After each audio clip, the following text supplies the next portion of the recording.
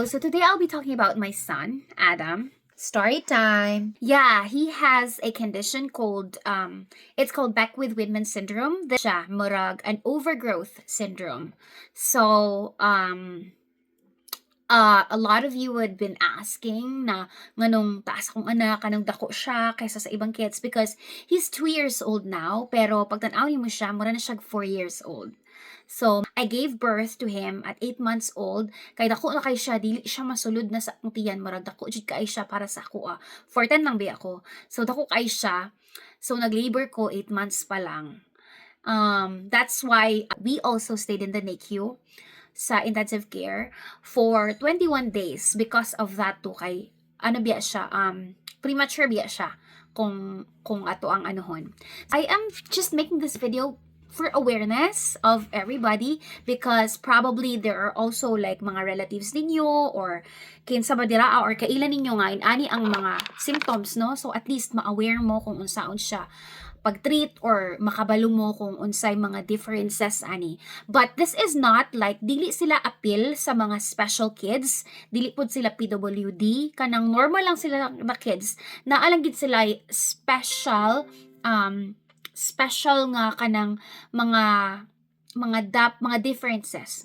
Let's say differences than other kids. Like for example, mas dako sila. And then, if you notice in some of Adam's photos, especially katong bata pa siya, ang iyaha jong dila, dako siya, tapos mugawas siya. Na ay times na kanang mugawas gid siya, like kanang dili niya mapansin kaayo, pero kanang ay siya ba? Ana gid siya. And segue lang, and naay family member, relative na ako kay nag-uli mi sa Pilipinas before. Nakanagikugos niya sa Adam tapos naganana siya or nakanang Adam, i-exercise na to ang imuhang i-exercise na to ang imuhang dila para daw muok. I mean like really hurt ko, as in hurt ko as a parent. Kay ngano kanang dili siya madala og exercise because although mild lang ang condition ni Adam, dili siya parehas anang ubang bata. Pakita naman sa picture na ubang mga bata na kanang dako jud kay ang dili na kailangan siya og operation. Iya dili kay ma-manipulate lang man niya kanang murag pwede ra niya masulod sa iyang baba. Pero it's not like, makita gid nimo as in kaayo, but I just want you to be aware para at least dili mabully or kanang ma-aware mo ba, makabalo mo ba na ay dili data mag-story agin ana kay that's his condition. Like I just want you to be probably sympathetic or to be knowledgeable about these things because it's not a joke. Wala pa ta nahuman pero naa pa di ay dili ko na mga sabat, no, awareness lang jud ni guys. So and then sa iyahang ang pinaka big deal manggod sa iyahang condition is na ay 5 to 10% of child cancer, like pwede siyang magka-tumor sa iyang kidney or sa iyang liver. Kay ang katong mga cells na kusog kaayo na nubo at compared sa ordinary nga mga bata, ang daghan siya mga cells sa iyang body nga kusog jud mo tubo, like ang growth ba very very rapid. So sa wala na katubuan sa iyang body mo tubo sa iyang mga organs. But as of the moment, wala pa man noon. Lord, thank you. So, permintigid ko ga-pray ana nga, Lord. Ayaw lang, ipa-cancer ako anak, Lord. Namatay na gani isa ko. Pa dyan yung isa. I mean, like, dili man sa, well, cancer is just like, there are cancers that beatable, especially pagka bata pa, ng childhood cancer. Dakog chance nga ma-beat niya ang cancer, but it's cancer. So, mo to always yung pray every 3 months naga-ultrasound para ma-check sa iyahang mga organs if naabay nagtubo nga mga cells, mga random nga mga dili dapat naa didto para at least og naaman ma-fight dayon, maka-chemo dayon, makaana. I am actually appeal ko sa group, no, sa naay group namo diri in the whole world about this. So daghan yung mga bata nga manang maluoy ka ana good, pero imo na lang jung imong heart, imo na lang jung i-prepare imong heart. Anay ko sa Ginoo Lord oy, grabe naman ni Lord oy. Unsa man gyud ka strong akong heart. Daghan naman kay tanig mga chirvalu pero kay gihatag man di dawatan man jud nato with open arms. Ana mo nang that's also one of the reason why I stayed home with him because I know how special it is. Hulak na pud ta. I know how special it is for a parent to be with their kid, especially if naay mga inana nga mga instances, no? Kay kuan jud precious yun ang time, precious yun ang moment, precious yun ang more than material things. It's, the bonding and the memories.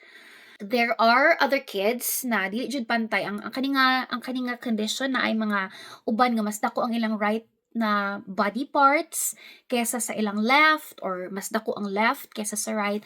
Iya karon half inch pa lang man ang iyahang tiil dili siya pantay, naa siya'y murag half inch nga difference. But ingon ang doctor ang mga specialist din no na it's not advisable because he might outgrow it. Kay kani man gud siya nga condition ang mga childhood cancer murag ano lang siya until 8 years old lang siya.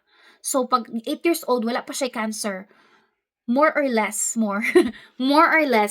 safe na siya ana kanang dili na gyud okay na siya.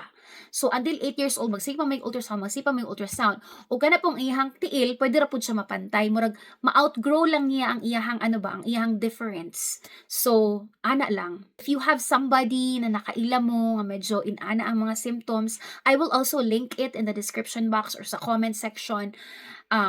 Ang condition no like medically or ang right website or ang right study or ang right na kanang information, check mo double check po ninyo siya. You can reach out to me if you have somebody or kinsa bay kailan nyo kay I know there are people in the Philippines but taga Manila man to sila wala ko lang kailang nga Bisaya nga inadto ang condition. Dili kaayo siya sikat nga condition because this is one of 10 or 13,000 kids magkaani. So syempre 'di ba, swerte kaayo ko. Swerte kaayo mi. Kami jud ang nanalo sa lotto. Kay galimang 13,000 kids na apil pa mi didto sa isa. So ayan, laban-laban lang jud ta ani kay mao jud naghatag sa Ginoo but he's doing good really right now. So mag-ano na pud mi mag-ultrasound na pud mi tapos mag-blood ano na pud mag-genetic testing kasi duha man gud siya ultrasound og sa kaning dugo para ma-make sure gid nila nga walay cancer. Ana. So mao lang. Advice lang no, unsolicited advice lang especially sa katong mga wala pay anak or bisag naa na mo'y anak. Like for example, if naa mo'y nakita nga difference sa isa ka bata, not just my kid, like other kids too, just shut up na lang. Og flat ang ilong, just don't comment. Ana god like dili na to i-shame ang mga bata kay we as adults, we are supposed to be the people na kita dapat ang mag-lift sa ilaha, di ba? Dili kita ang murag mo down sa ilaha nga, ay, dili siya perfect. Ay, tambok lagi siya nga bata. Or ay, kung ano gani siya nga bata, itom ka ay siya nga bata, ana. I mean, like, naa naman to siya sa day and age na kanang daghan na kay tag resources no nga ay inani day dapat atong buhaton so dili na to balik-balikon og storya pa ang mga dili dapat kung mo yung nila basta kung wala kay mga storya nga gwapo physically man lang sa tao bisag dili bata shut up na lang or if ever naging ana man ko sa inyo ha before I am so sorry. I know that before, like, itong bata pa ko, medyo bully jud ko. That's another story. I will address that too, but for now, mao lang jud ako ang advice. Kay sakit kay para sa parent kay lisod kay mag-raise og bata tas anaon na ninyo akong anak. Charti naman artista akong anak no, pero ano lang, kanila ko ingon. Magrespeto ay lang ta and let's just encourage each other and let's just celebrate each other. How good could that be, right? Wala ko na sa ko. Mao lang to. Yeah. So now na tun today. Beckwith-Wiedemann syndrome. That's it. And it's not a super bad thing. It's just something that we should be aware of. Kasi by basin na amoy kaila or na amoy nakita nga mga inana ang mga bata, it's good that they should be checked. Kay basin matingalan na lang muna na cancer ang bata. Dito na ito gikan. Dili mo kung kaay siya, wala pa kay nag-study ani ba labi na sa Philippines.